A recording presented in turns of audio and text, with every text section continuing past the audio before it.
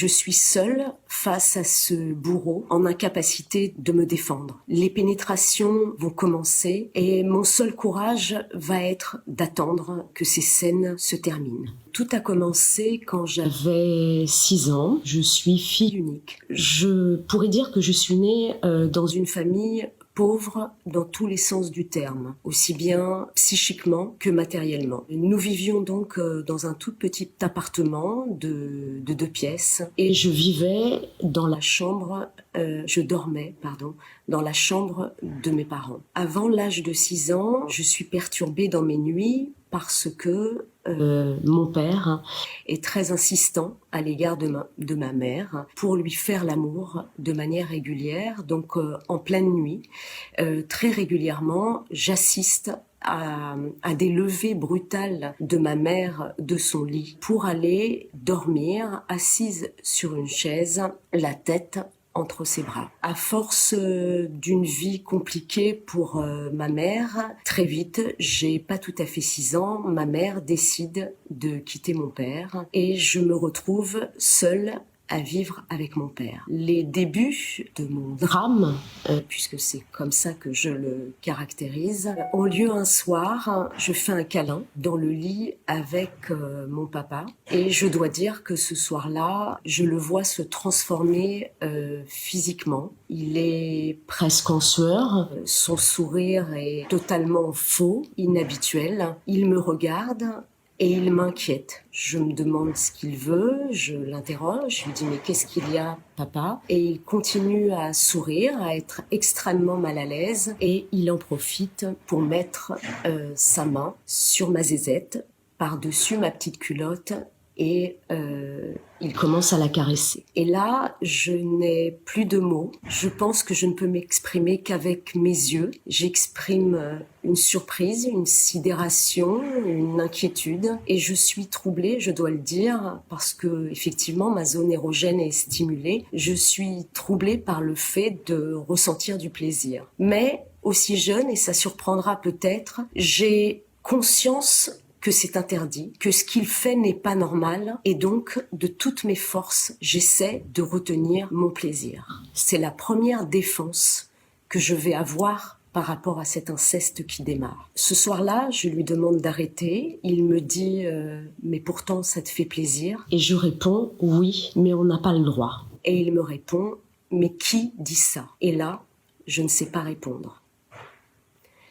Ma nuit est évidemment extrêmement perturbée. Je suis convaincue que les choses vont s'arrêter là, puisque je lui ai demandé d'arrêter. Quelques jours plus tard, il revient. Et là, je dois dire que je suis totalement inerte, allongée dans son lit, et je ne peux rien faire. Et là, il passe ses doigts sur ma zézette, à l'intérieur de ma petite culotte. Et je me laisse faire et je me dis que ce moment va s'arrêter. Je commence à pleurer, je l'implore d'arrêter, je lui dis que c'est pas bien et je sens qu'il est pris par son désir et qu'il n'y a que ça qui compte et que je n'ai qu'un seul choix, c'est d'attendre qu'il veuille bien terminer et me laisser tranquille. Je ne me sens pas le pouvoir, la force de le dénoncer, mais un jour, parce que les choses se sont répétées bien sûr, plusieurs soirs consécutifs, dans la rue, je me mets à hurler en lui disant que je veux plus qu'il me touche. Il y a des passants qui passent et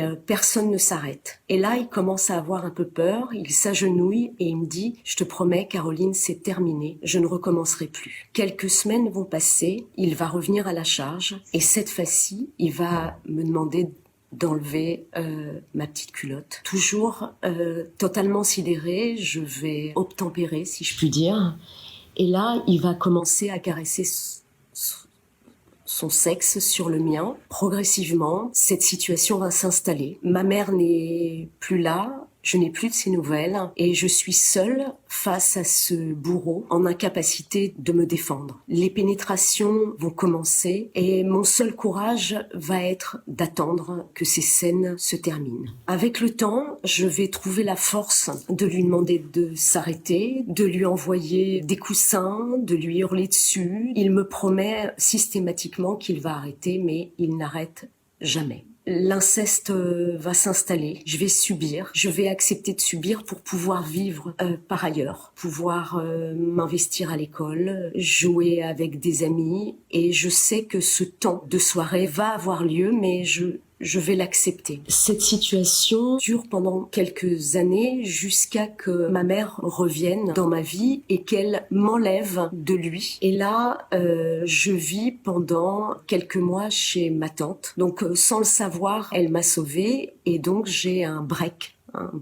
de ce moment d'inceste. Mon père me manque pour autant et il revient dans ma vie, mais là, des travailleurs sociaux font un travail sur la demande de ma mère qui ne souhaite pas que je retourne chez mon père pour des raisons qui lui appartiennent. D'abord parce qu'elle trouve que l'appartement dans lequel nous vivons est insalubre et il ne répond pas aux conditions idéales pour accueillir correctement un enfant et un jugement est rendu. Je suis donc placée à l'âge de 8 ans en maison d'enfants. Et je ne vois mon père que le week-end. Mais ces scènes d'inceste continuent. J'ai presque envie de dire de plus en plus intensément, au point que à 15 ans, je tombe enceinte. Je me retrouve face à la responsable du planning familial, en présence de mon père, avec un interrogatoire insupportable, où elle me demande si je connais le jeune homme avec lequel j'ai pu coucher aussi jeune, si il va pouvoir m'aider. Est-ce qu'il sera présent au moment où je vais subir une interruption volontaire de grossesse, etc.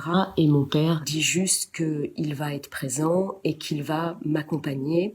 Mais j'ai un souvenir absolument horrible. Je vais donc me retrouver à l'hôpital, à subir cette intervention volontaire de grossesse. À ce moment-là, je suis persuadée qu'il va s'arrêter. Et là, je demande absolument à ce que ces scènes s'arrêtent. Je le menace de mort. Je m'en sens à ce moment-là extrêmement capable. Il va s'arrêter effectivement un temps donné, mais ses pulsions sont tellement fortes qu'il va passer à un autre stade et qu'il va me proposer de me payer. C'est un schéma que je vais accepter. Pourquoi ? Parce que je me sens complètement coincée. C'est à la fois je ne veux pas le dénoncer, je ne me sens pas capable de le mettre en prison. Et là, je m'inscris dans une toute autre dynamique qui est celle d'une forme de prostitution, évidemment. Mais je lui prends quelque chose. Je lui prends de l'argent. Je peux profiter pour m'amuser avec des amis, pour sortir de cette vie absolument horrible. Le cap suivant, j'ai 18 ans. À cette majorité, je me dis que j'ai une plus grande liberté de dire non et de rester vivre à la maison d'enfants désormais et de ne plus aller chez lui. J'y vais de temps en temps et là, ce qu'il pratique, c'est qu'il vient me pénétrer dans la nuit. Là, je décide que je vais concrètement le tuer. J'ai un petit ami à la maison d'enfants. Il va me procurer une arme qu'il va décharger parce qu'il a peur évidemment que je sois en grande difficulté. Et un soir, alors que mon père décide de soulever le drap et de venir me pénétrer, j'ai moi caché donc ce revolver sous mon coussin et je le menace de manière très violente. Il a extrêmement peur. Je pense qu'il sent sa mort imminente. Évidemment, je lui dis ensuite que l'arme n'est pas chargée,